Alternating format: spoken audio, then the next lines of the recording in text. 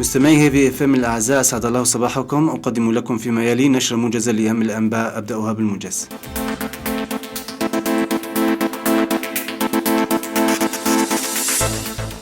16 منظمة مسيحية في الجزيرة ترفض جملة من قوانين الإدارة الذاتية.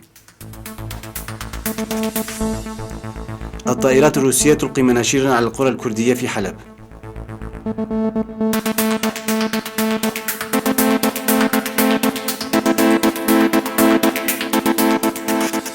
ضبط خلية لداعش في اسطنبول تدرب أطفالا.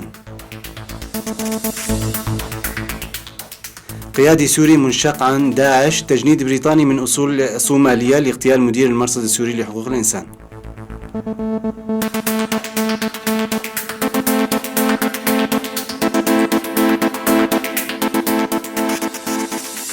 إلى التفاصيل.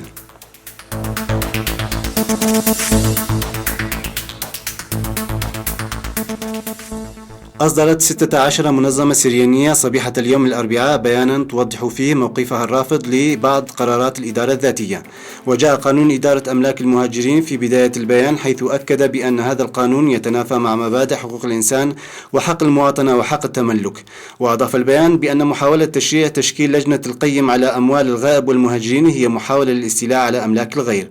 كما رفض البيان قانون التراخيص وفرض أجور وضرائب على المواطنين وقانون التجنيد الإجباري. وأوضح البيان الموقف الرافض للتدخل في شؤون المدارس الخاصة بالكنائس الموجودة في الجزيرة، معتبرا إياه أمرا معرقلا لسير العملية التربوية والتعليمية.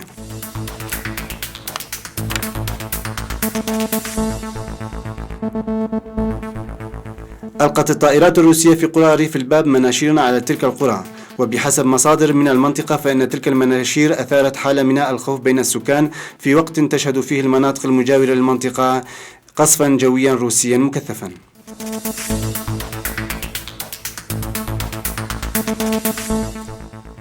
كشفت وسائل إعلام تركيا عن اعتقال أفراد خلية لتنظيم داعش تعمل على تدريب الأطفال الذين تتراوح أعمارهم بين 10 و14 عاما. ووفق بيان لقوى الأمن التركية فإنها اعتقلت أكثر من 50 أجنبيا كانوا يستعدون للتوجه إلى سوريا للقتال مع داعش. من جهتها انتقدت جمعيات دينية اعتقال القوات التركية للأطفال والمتشردين وطالبت بالإفراج عنهم.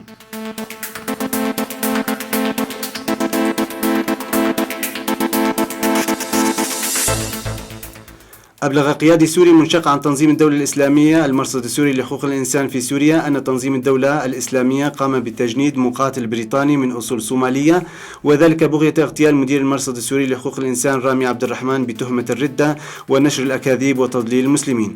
وأكد القيادي أن المقاتل البريطاني خضع لدورات محترفة في القتال القريب والاغتيالات السريعة، وأنه غادر الرقة متوجها إلى بريطانيا في شهر تموز يوليو الفائت من العام الجاري، حيث مقر إقامة مدير المرصد.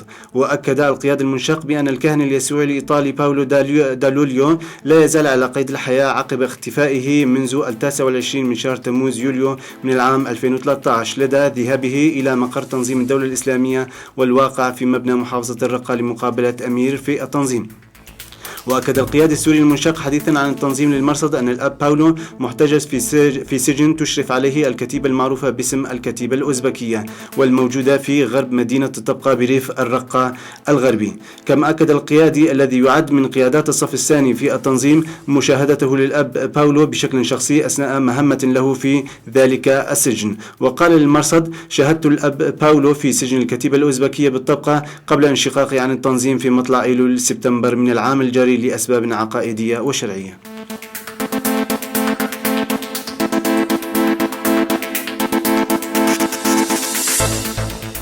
مستمعي في FM، انتهت نشر الموجزات. طاب صباحكم.